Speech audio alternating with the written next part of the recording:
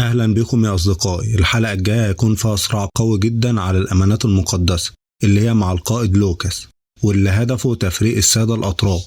فهيعطي الأمانات للسيد قراصي المغرور الجشع، اللي لو وصلت ليه هتعطل السيد عثمان عن الفتوحات والدولة، لأن السيد قراصي هيزداد قوة وهيطمح يكون دولة تعطل مشروع السيد عثمان.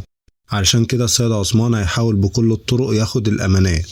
فهل هياخدها السيد عثمان قبل ما القائد لوكاس يعطيها للسيد قراصي، ولا هتروح لشخص آخر هيغير مجرى الأحداث؟ ده اللي هنعرفه الحلقة الجاية إن شاء الله. تابعونا.